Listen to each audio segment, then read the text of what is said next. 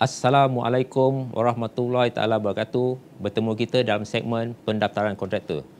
Terlebih dahulu saya Saini bin Saidi, Pengurus Besar Bahagian Pendaftaran Kontraktor mewakili CIDB Malaysia, ingin merakamkan ribuan terima kasih kepada Malaysian Productivity Corporation kerana sudi menjemput saya mewakili pihak CIDB Malaysia dalam perkongsian tata cara permohonan pendaftaran kontraktor. Anda sudah bersedia menjadi kontraktor? Apa yang anda perlu tahu? Dalam segmen ini, saya akan menerangkan kepada anda bagaimana untuk berdaftar sebagai kontraktor pembinaan. Sebelum itu, mari kita kenali apa itu Lembaga Pembangunan Industri Perdana Malaysia. Lembaga Pembangunan Industri Perdana Malaysia adalah satu badan berkanun di bawah Kementerian Kerja Raya Malaysia yang ditubuhkan pada tahun 1995, berperanan untuk mengawal selia, membangun dan memudahkan industri pembinaan menuju ke arah mencapai daya saing global. Misi CIDB adalah untuk membangunkan industri pembinaan Malaysia, manakala visinya adalah CIDB sebagai organisasi terunggul dalam membangunkan industri pembinaan bertaraf dunia. Manakala objektif CIDB pula adalah untuk membina kapasiti dan kapabiliti industri pembinaan melalui peningkatan kualiti dan produktiviti dengan memberikan penekanan kepada profesionalisme, inovasi, pengetahuan ke arah kehidupan yang lebih berkualiti. Terdapat 14 jenis fungsi utama penubuhan CIDB. Untuk segmen kali ini, saya akan menekankan kepada fungsi yang ke-9 iaitu mendaftar dan mengakreditasi kontraktor, mengenakan apa-apa syarat pendaftaran dan akreditasi kontraktor dan membatalkan, menggantung atau mengembalikan semula pendaftaran dan akreditasi kontraktor itu. Terdapat dua jenis pendaftaran di bawah bidang kuasa CIDB iaitu 1. Perakuan pendaftaran kontraktor ataupun lebih dikenali dengan nama PPK. Kedua adalah sijil perolehan kerjaan ataupun dikenali dengan nama SPKK. Bagi perakuan pendaftaran kontraktor, punca kuasanya adalah di bawah Akta 520/1994, manakala kumpulan sasarannya adalah kepada kontraktor tempatan dan juga kontraktor asing. Maka, skop kerjanya pula adalah melaksanakan kerja projek kerajaan dan juga projek swasta. Bagi sijil perolehan kerja kerajaan ataupun SPKK, punca kuasanya adalah Arahan Perbendaharaan 1984, manakala kumpulan sasarannya adalah kontraktor tempatan dan skop kerjanya adalah menyertai tender perolehan kerja kerajaan. Perakuan pendaftaran kontraktor ataupun PPK dan sijil perolehan kerja kerajaan SPKK. Kenapa perlu berdaftar? Di bawah Akta 520, Akta Lembaga Pembangunan Industri Perdana Malaysia 1994, di bawah Seksyen 25/1 mengatakan tiada seorang pun boleh mengaku janji atau untuk menjalankan dan menyiapkan apa-apa kerja pembinaan, melainkan jika ia berdaftar dengan lembaga dan memegang satu perakuan pendaftaran yang sah yang dikeluarkan oleh lembaga. Di bawah Seksyen 29 pula mengatakan mana-mana orang yang melanggar subseksyen 25/1 sebagai kontraktor berdaftar dan dengan lembaga adalah melakukan satu kesalahan di bawah akta ini, dan apabila disabitkan kesalahan boleh dikenakan denda tidak kurang daripada RM10,000 dan tidak lebih daripada RM100,000. Di bawah seksyen 30/1, jika didapati bahawa kerja-kerja pembinaan sedang diusahakan oleh kontraktor yang tidak berdaftar dengan lembaga, lembaga boleh dengan notis yang disampaikan kepada kontraktor untuk memberhentikan daripada memulakan atau meneruskan kerja-kerja pembinaan. Manakala Seksyen 30/2 pula mengatakan jika seseorang yang tidak mematuhi kehendak notis di bawah subseksyen 30/1 adalah melakukan satu kesalahan dan jika sabit kesalahan boleh didenda tidak melebihi RM500,000 dan dalam hal kesalahan tersebut denda tidak melebihi RM1,000 setiap hari atau sebahagian daripada sehari yang kesalahan itu dilakukan. Manakala dalam sijil perolehan kerja kerajaan SPK pula di bawah Arahan Perbendaharaan 1984, Perkeliling Perbendaharaan Bilangan 6 tahun 2012 Parak 6 mengatakan semua kementerian atau jabatan dikehendaki mempelawa hanya kontraktor kerja yang berdaftar dengan CIDB dan mempunyai perakuan pendaftaran PPK dan sijil perolehan kerja kerajaan dengan grade, kategori dan pengkhususan yang berkaitan untuk layak mengambil bahagian di dalam urusan perolehan kerajaan. Siapa kontraktor?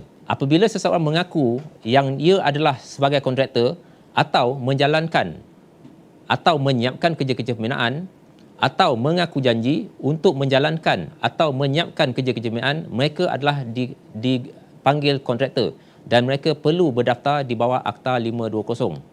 Istilah kerja pembinaan adalah kerja-kerja pembinaan diistilahkan sebagai pembinaan, penyambungan, pemasangan, pembaikan, penyelenggaraan, pembaharuan, pemindahan, pengubahsuaian, pengubahan, perombakan dan perubahan pada mana-mana bangunan, bangunan besar, struktur, dinding, pagar, cerobong, sama ada di banner keseluruhannya atau sebahagiannya, di atas atau di bawah paras bumi.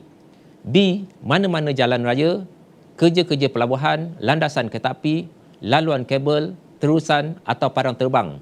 C. Mana-mana saliran, tali air atau kerja-kerja pengawalan sungai. D. Apa-apa kerja elektrik, mekanikal, air, gas, petrokimia ataupun telekomunikasi. Manakala E adalah mana-mana jambatan, jejambat, empangan, takungan, kerja tanah, tali air dan juga terowong atau kerja-kerja penembus gunaan.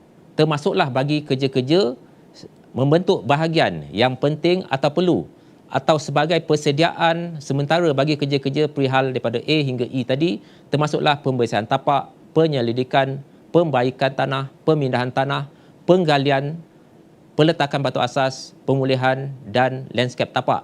Dan satu lagi, memperolehi bahan binaan, kelengkapan atau pekerjaan yang semestinya dikendaki oleh mana-mana kerja yang diperihalkan dalam A hingga E tadi.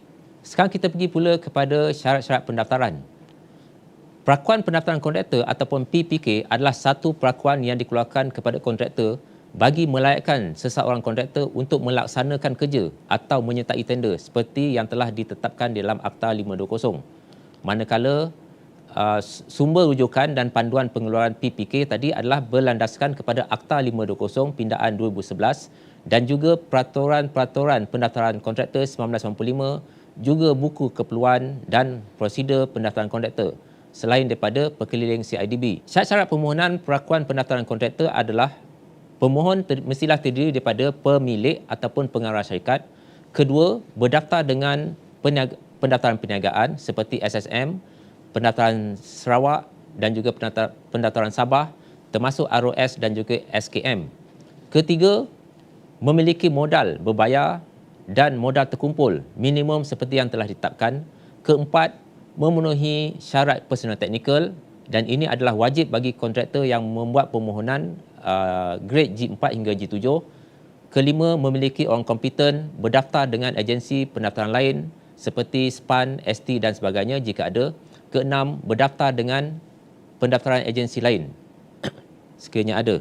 Bagi pendaftaran PPK, CIDB menawarkan 7 grade pendaftaran iaitu G1, G2, G3, G4, G5, G6 dan G7.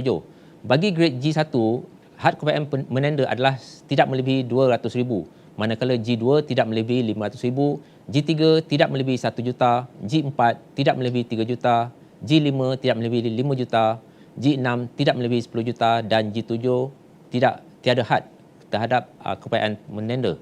Okey, kita pergi pula kepada sijil perolehan kerja kerajaan yang mana sijil ini dikeluarkan kepada kontraktor bagi kegunaan urusan tender kerajaan seperti yang telah ditetapkan dalam Surat Perkeliling Perbandaraan Bilangan 6/2012. Sumber rujukan dan panduan SPKK adalah Arahan Perbandaraan, Buku Keperluan Prosedur Pendaftaran Kontraktor dan juga Perkeliling CIDB. Syarat-syarat permohonan sijil perolehan kerja kerajaan pertama adalah mesti memiliki perakuan pendaftaran kontraktor yang masih sah dan bebas daripada tindakan tata tertib. Kedua, penglibatan dalam syarikat, pemilik ataupun pengarah, personal teknikal, orang kompeten, penama SPK tidak boleh berada di dalam syarikat lain sekiranya ingin berdaftar untuk memiliki SPKK. Ketiga, pemilikan ekuiti dalam syarikat tidak boleh melebihi 5% daripada syarikat yang dimiliki yang mempunyai SPKK. Keempat, bagi permohonan SPKK, kontraktor bergrade G2 hingga G4 perlulah melalui penilaian skor yang mana di dalam penilaian tersebut perlu memperolehi 2 bintang. Manakala grade G5 hingga G7 perlu memperolehi penilaian sebanyak 3 bintang. Bagi kontraktor G7, syarat yang kelima adalah mesti wajib memiliki persijilan ISO 9001-2015. Okey, ini adalah kelayakan kewangan yang perlu ada kepada pemohon untuk memohon sebagai kontraktor grade G1. Modal berbayar perlu ada adalah sebanyak RM5,000 bagi permohonan PPK. Manakala sekiranya pemohon ingin membuat permohonan sehingga ke SPKK, perlulah mempunyai modal sebanyak RM10,000. Bagi kontraktor G2, modal minimum adalah sebanyak RM25,000, G3 RM50,000, G4 RM150,000, G5 RM250,000, G6 RM500,000 dan G7 RM750,000. Ini adalah modal-modal yang perlu disediakan oleh pihak pemohon. Sekarang kita pergi pula kepada tindakan tata tertib dan perundangan. Tindakan tata tertib ke atas perakuan pendaftaran kontraktor adalah punca kuasanya adalah datang daripada Akta Lembaga Pembangunan Industri Perdana Malaysia Akta 520. Manakala status pelaksanaannya adalah merupakan satu ketetapan undang-undang, kesalahan adalah kesalahan yang dilakukan oleh kontraktor di bawah peruntukan Akta 520. Dan jenis hukuman yang boleh dikenakan dari segi hukuman tata tertib adalah amaran, gantung dan juga batal. Manakala hukuman dari segi undang-undang adalah boleh dikenakan denda, kompaun, hukuman penjara ataupun tapak ditutup. Bagi pekeliling tindakan tata tertib SPKK buka kuasa pada tahun 2015, punca kuasanya adalah Arahan Perbendaharaan Pindaan Bilangan 3 2012, manakala status pelaksanaannya adalah merupakan satu ketetapan secara pentadbiran.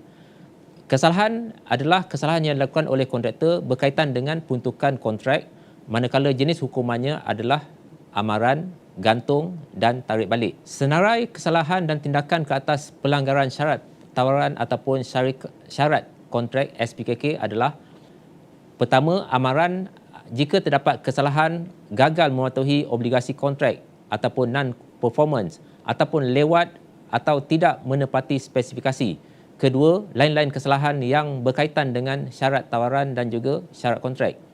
Bagi tindakan kedua iaitu gantung SPKK selama setahun, ini diambil apabila berlakunya kesalahan menarik diri sebelum keputusan tender diumumkan. Dan kedua adalah penamatan kontrak bagi kerja yang dipanggil secara sebuah ataupun kerja undi. Manakala tindakan ketiga adalah melibatkan kesalahan pemalsuan dan juga pindaan dokumen maklumat bagi tujuan menyertai tender, menarik diri setelah kontrak ditawarkan, juga memberi subkontrak kepada kontraktor lain tanpa persetujuan klien, dan keempat adalah penamatan kontrak bagi kerja yang dipanggil secara tender dan tindakannya akan dikenakan adalah gantung selama 2 tahun. Bagi sijil SPKK ini boleh dibatalkan atau pengarahnya boleh disenarai hitam selama 3 tahun apabila berlakunya kesalahan kontraktor secara sengaja menyertai perolehan kerja kerajaan dalam tempoh penggantungan. So, tindakan akan diambil adalah membatalkan SPKK dan juga menyenarai hitam pengarah tersebut selama 3 tahun. Sekarang kita pergi kepada panduan permohonan. Tata cara permohonan, untuk makluman tuan-tuan dan puan-puan sekalian, permohonan PPK, SPKK dan satu lagi permohonan STB dibuat melalui sistem SIM. Tetapi bagi permohonan PPK dan SPKK akan diproses oleh pihak CIDB, manakala bagi permohonan STB akan diproses oleh pihak PKK ataupun Pusat Khidmat Kontraktor. Walaupun mereka menggunakan satu sistem yang sama, permohonan perlulah dilakukan melalui SIM ataupun Centralized Information Management System yang dibangunkan oleh CIDB. Okey, kedua pemohon berdaftar hanya boleh dipohon oleh salah seorang daripada pengarah ataupun pemilik syarikat dan hanya dibenarkan untuk memohon untuk satu syarikat sahaja. Isi maklumat dan yuran proses pengisytiharan maklumat adalah secara kendiri ataupun self-declaration. Dokumen sokongan perlulah disimpan oleh pemohon kerana pada bila masa saja pihak CIDB akan memanggil semula pengarah ataupun pemilik syarikat untuk semakan semula, dan permohonan lengkap perlulah disertakan dengan yuran proses. Manakala permohonan akan diproses oleh pihak CIDB setelah menerima permohonan daripada pihak pemohon, dan permohonan ini akan diproses selama 5 hari bekerja. Dan kemudian setelah mendapat kelulusan, pemohon bolehlah mencetak surat keputusan melalui sistem SIM dan kebiasaan kelulusan tersebut akan diberi selama 2 tahun. Setelah mendapat keputusan tersebut, pihak pemohon bolehlah membuat bayaran yuran dan juga mencetak sijil secara maya dan juga boleh melihat profil kontraktor akan terhasil. Okey, ini adalah catat alih permohonan bermula daripada permohonan PPK sehinggalah STB ataupun sijil taraf Bumi Putera. Pertama, pemohon perlulah memasuki ke dalam sistem CIDB iaitu sistem SIMS menggunakan URL cims.cidb.gov.my dan mereka tuan-tuan perlulah mengisytihar maklumat-maklumat yang diperlukan di dalam sistem seperti pendaftaran syarikat, pendaftaran personal teknikal, pendaftaran pengurusan utama dan juga orang kompeten. Seterusnya, setelah permohonan lengkap, yuran hendaklah dijelaskan melalui sistem online dan seterusnya pihak CIDB akan melakukan kerja-kerja memproses permohonan tuan-tuan dan puan dan satu keputusan akan dikeluarkan secara online yang mana keputusannya boleh gagal dan juga lulus. Bagi permohonan yang lulus, tuan-tuan diperlukan ataupun diwajibkan untuk membayar yuran yuran pendaftaran yang akan saya maklumkan sebentar lagi dan seterusnya bolehlah membuat cetakan sijil secara maya di dalam sistem CIMS. Setelah mendapat keputusan PPK tadi dan juga mencetak sijil PPK secara maya, pemohon bolehlah meneruskan permohonan untuk membuat permohonan sijil perolehan kerja kerajaan ataupun SPKK dengan memasuki semula ke dalam sistem SIMS dan mengisytihar maklumat-maklumat seperti penama SPKK. Setelah maklumat-maklumat diisytiharkan, pemohon perlulah membuat bayaran proses dan pegawai CIDB akan melakukan proses permohonan tersebut dan akan mengeluarkan satu keputusan kepada permohonan sama ada gagal ataupun lulus. Dan setelah lulus, syarikat terus boleh membuat cetakan sijil secara maya. Dan sebagai tambahan, setelah pemohon memiliki sijil PPK dan juga SPKK, pemohon boleh membuat permohonan STB ataupun sijil taraf Bumi Putera melalui sistem SIM juga. Masukkan ke dalam sistem SIM maklumat yang diperlukan seperti maklumat bank dan juga maklumat penandatangan cek. Dan ianya akan diproses oleh pegawai di PKK ataupun Pusat Khidmat Kontraktor dan keputusan akan dikeluarkan pada tuan-tuan untuk mencetaknya di dalam sistem SIM. Apakah maklumat yang perlu diisi dalam sistem? Maklumat-maklumat yang perlu diisi dalam sistem ada 7. Pertama adalah maklumat mengenai syarikat. Bagi syarikat yang berdaftar dengan SSM, pembelian maklumat perlulah dilakukan untuk memuat naikkan maklumat daripada SSM ke dalam sistem SIM.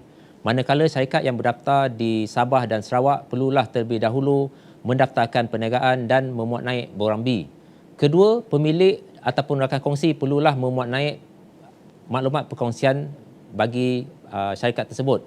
Ketiga, pegawai pengurusan utama, maklumat-maklumat pegawai pekerja syarikat sekiranya pekerja bukan daripada pemilik ataupun personal teknikal perlulah memuat naik maklumat pegawai pengurusan utama. Dan keempat, personal teknikal. Masukkan maklumat personal teknikal seperti sijil pendaftar, sijil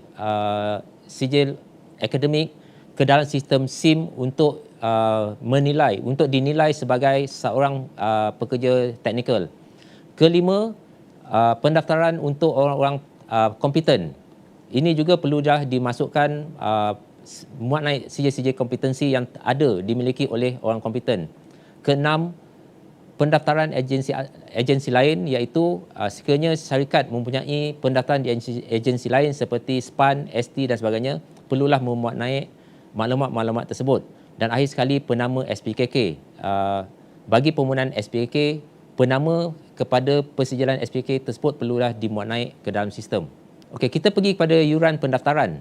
Bagi proses baru PPK dan SPKK, sama ada kontraktor asing ataupun kontraktor tempatan, yuran proses adalah sebanyak RM50. Manakala yuran pendaftaran mengikut grade yang didaftarkan, Untuk kontraktor G1, yuran pendaftaran adalah sebanyak RM20 setahun. Manakala G2 adalah RM80 setahun, G3 RM150 setahun, G4 RM350 setahun, G5 RM700 setahun, G6 RM1,000 setahun dan G7 RM1,400 setahun. Walau bagaimanapun, bagi permohonan baru, kelulusan akan diberikan untuk tempoh 2 tahun. Sekarang kita pergi pada cara mengisi permohonan perakuan pendaftaran kontraktor di dalam sistem SIM melalui atas talian. Pertama, syarikat perlulah ataupun pemohon perlulah membuat permohonan ID, iaitu masuk ke dalam URL SIM, kemudian memilih jenis pendaftaran dan daftarkan ID pemohon, dan seterusnya sistem akan membuat tapisan sama ada ID pemohon telah dimiliki ataupun belum. Sekiranya belum, pemohon tadi akan mendapat pengesahan ID dan ID tersebut telah boleh digunakan untuk sistem SIM. Sekarang kita pergi bagaimana untuk permohonan dilakukan. Pertama, pergi ke URL cims.cidb.gov.my. Paparan akan kita dapat lihat seperti dalam sistem, dalam komputer. Kemudian bagi langkah kedua, bagi kontraktor sedia ada ataupun pertama kali menggunakan SIM, sila klik antara salah satu pilihan di bawah, iaitu sebagai kontraktor berdaftar ataupun untuk mereset semula ID kata-kata alarm tersebut. Dan bagi kontraktor yang baru, terus pilih nombor 3, iaitu bagi kontraktor yang tidak mempunyai pendaftaran kontraktor, klik daftar baru untuk mencipta ID.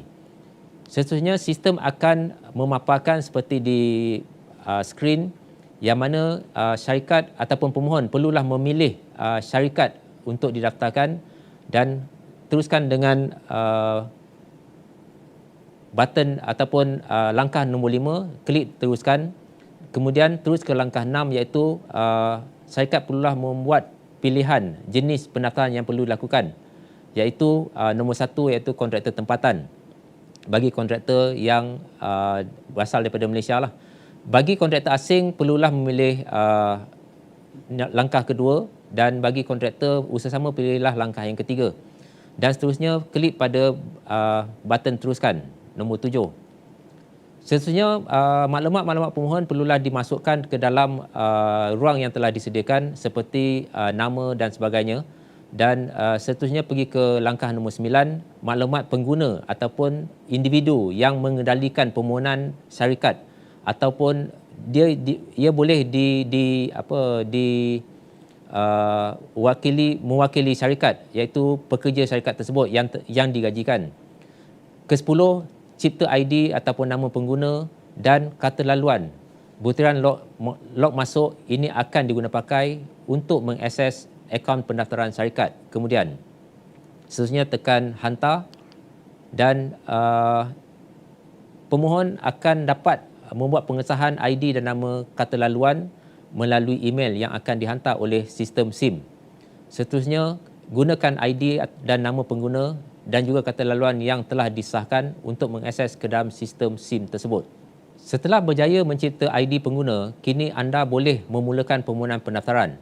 Pertama, masuk ke dalam URL cims.cidb.gov.my dan akan tertera paparan seperti di skrin. Kemudian masukkan ID ataupun nama pengguna dan juga kata laluan serta klik log masuk.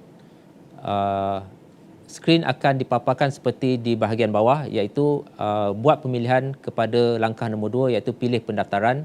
Seterusnya, langkah nombor 3, klik pendaftaran baru PPK untuk membuat permohonan baru pendaftaran. Seterusnya, skrin akan memaparkan maklumat pemohon yang telah diisytihar sebelum ini, dan sila pilih salah satu daripada jenis pendaftaran perniagaan syarikat di langkah nombor 5, dan seterusnya klik pada button next ataupun seterusnya. Di langkah nombor 7 ataupun laman nombor pendaftaran perniagaan, masukkan nombor pendaftaran perniagaan syarikat dalam ruang tersedia mengikut format yang telah ditetapkan. Kemudian klik button hantar. Okey, sekarang sistem akan bawa kita ke paparan SSM, di mana jika permohonan daripada syarikat ROB, iaitu pemilik tunggal ataupun enterprise, dan juga ROC sedia berhad ataupun berhad, skrin pembelian e-info services akan dipaparkan untuk tujuan pembelian data maklumat daripada SSM Info Services.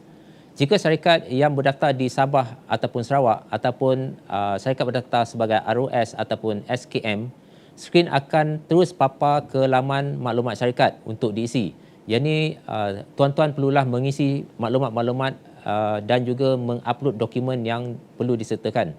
Kerana sistem SIM belum lagi diintegrasikan bersama sistem pendaftaran di Sabah dan juga Sarawak. Setelah selesai pembelian SSM, klik semula pendaftaran untuk meneruskan permohonan. Seterusnya, skrin akan memaparkan langkah nombor 11 iaitu teruskan PPK baru. Dan di dalam apabila kita klik pada button teruskan PPK baru, skrin akan memaparkan ruangan ataupun bermulalah maklumat-maklumat yang perlu diisi oleh pihak pemohon ke dalam sistem SIM. Pertama, kita pergi kepada laman maklumat syarikat. Jika pemohon daripada ROB atau ROC, maklumat syarikat telah ditarik daripada sistem SSM. Manakala jika syarikat adalah daripada ROB, ROS ataupun SKM ataupun yang berdaftar di Sabah dan Sarawak, pemohon perlulah mengisi pada medan-medan yang disediakan. Kemudian tekan button simpan dan teruskan. Sistem akan menjana kelayakan grade berdasarkan maklumat kewangan yang diisytihar di dalam SSM. Kemudian kita pergi pada laman kedua iaitu laman pengarah ataupun pemilik atau ahli lembaga pengarah kepada syarikat. Syarikat ROC, maklumat pengarah telah dimasukkan melalui sistem SSM e-Info Services, hanya perlu kemaskini maklumat-maklumat seperti warga negara, bangsa dan juga jantina. Manakala syarikat ROB, begitu juga sistem telah membuat menarik data daripada SSM. Maklumat yang sama juga perlu dah dikemaskini oleh pemohon iaitu warga negara, bangsa dan juga jantina ditambah dengan jumlah ekuiti dan juga peratusan ekuiti. Ini adalah penting kerana dengan jumlah ekuiti ini sistem akan menilai sama ada syarikat tuan-tuan layak untuk berdaftar sebagai kontraktor tempatan ataupun didaftarkan sebagai kontraktor asing.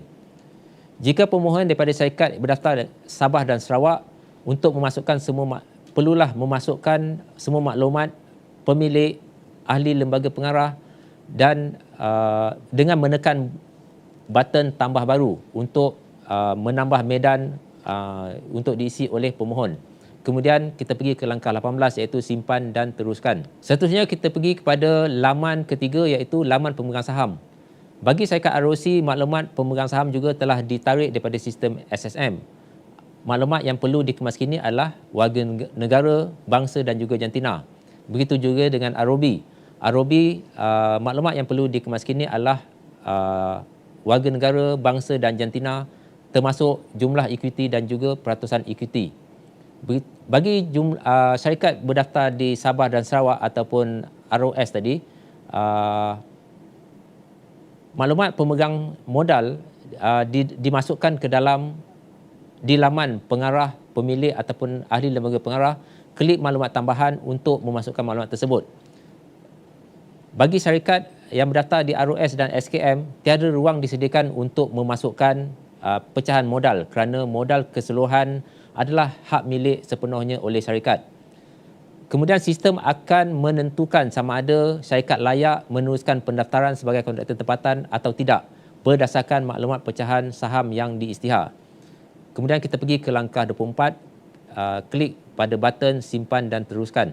Okey, seterusnya kita pergi pada laman keempat iaitu laman pengurusan utama, di mana pemohon perlulah klik pada tambah baru untuk menambah maklumat sekiranya ada. Dan setelah menekan ataupun memilih tambah baru, button tambah baru, pemohon perlulah memasukkan semua maklumat pengurusan utama ke dalam medan yang telah disediakan. Pilih pilihan tersedia daripada menu yang telah disediakan seperti bangsa, warga negara dan juga jantina. Kemudian kita klik simpan untuk menyimpan semua maklumat yang telah didaftarkan dan kita klik terus untuk meneruskan ke skrin seterusnya. Seterusnya kita pergi pada laman personal technical. Laman personal technical ini sama juga seperti laman-laman yang sebelum iaitu pengurusan utama dan juga saham. Perlulah memasukkan maklumat-maklumat seperti jantina, bangsa dan juga tahap pendidikan. Perbezaannya adalah tahap pendidikan lah. So, siapa yang boleh menjadi personal teknikal? Personal teknikal mestilah terdiri daripada warga negara Malaysia. Personal teknikal mestilah mempunyai bukti pengajian KWSP dan tidak boleh bekerja di mana-mana syarikat lain.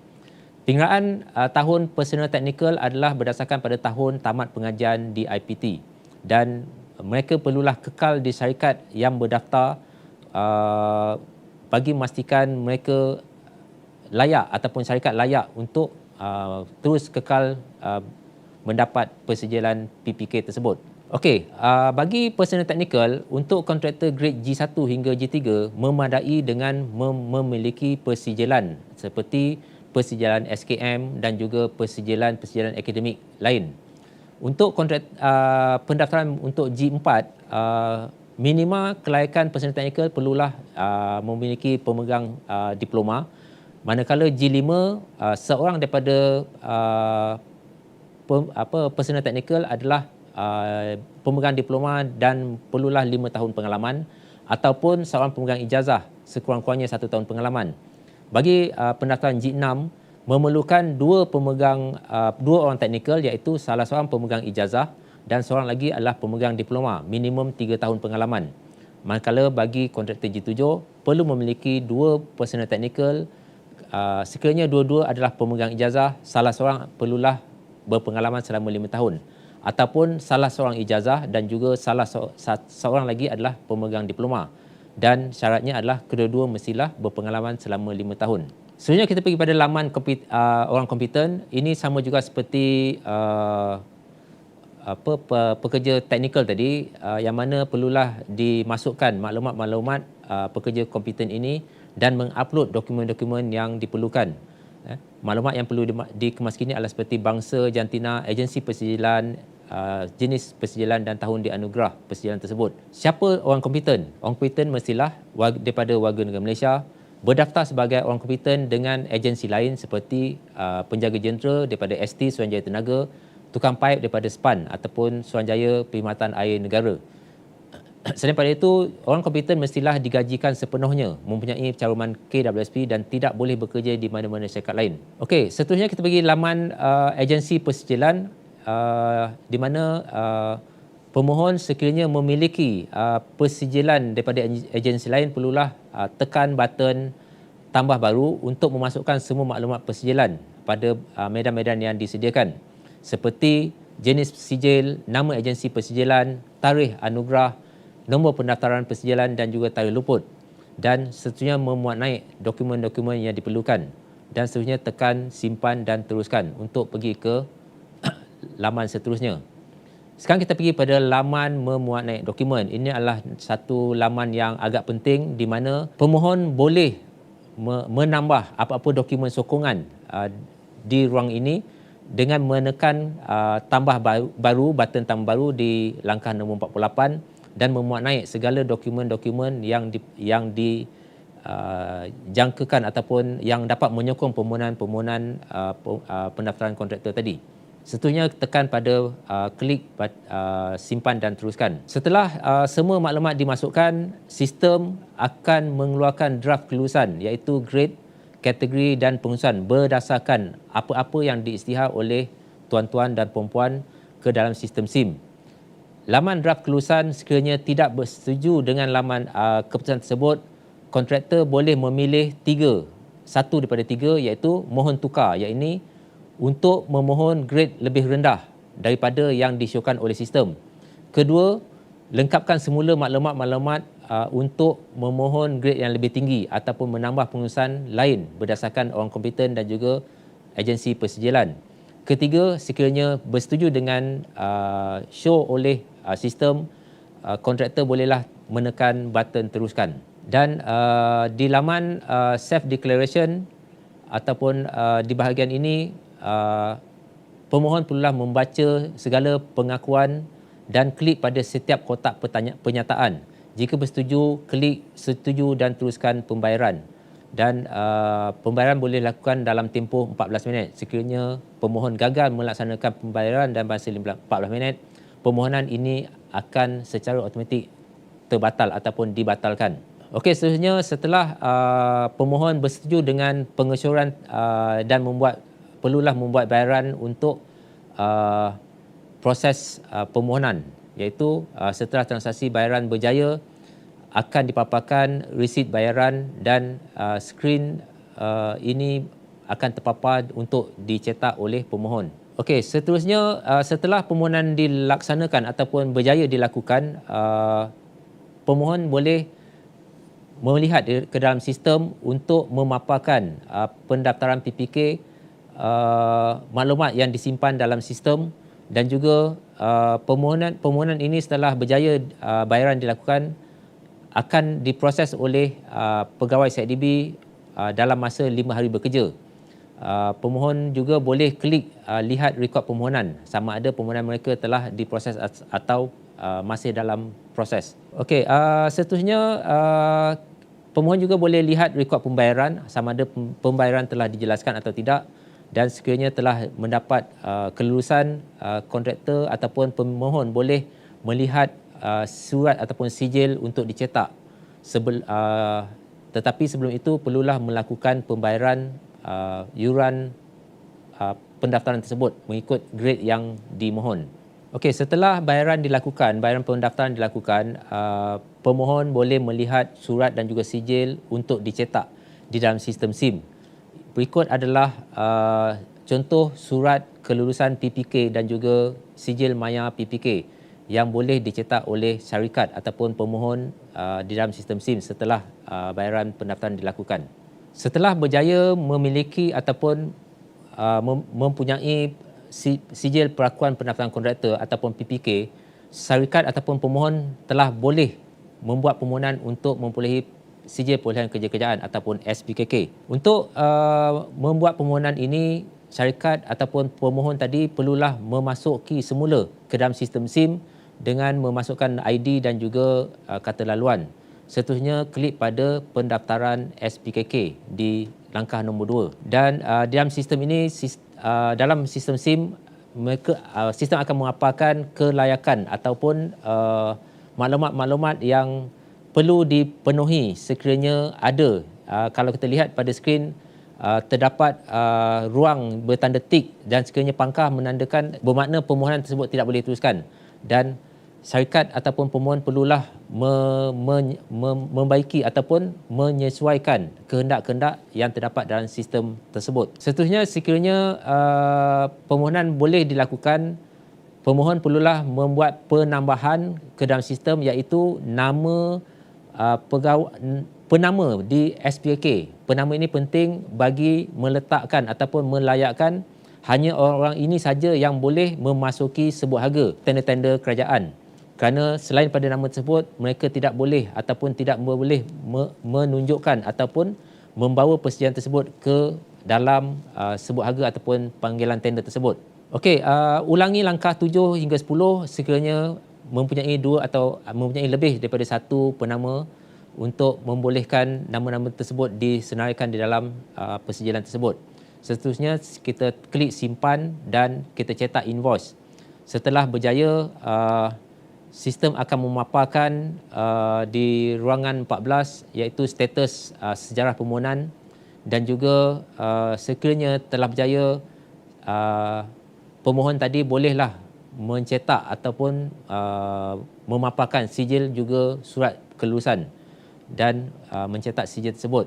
Seperti yang di skrin kita lihat, inilah surat lulus SPKK dan juga sijil SPK secara maya. Okey, ini adalah dua persijilan, iaitu sijil PPK di sebelah kiri dan juga sijil SPKK sebelah kanan sekiranya permohonan berjaya mendapatkan kedua-dua persijilan tersebut. Okey, secara ringkasnya daripada keseluruhan yang saya bentangkan tadi, berikut adalah catat alih permohonan perakuan pendaftaran kontraktor, iaitu pertama, syarikat perlulah memohon ID untuk memasuki ataupun akses ke dalam sistem SIM.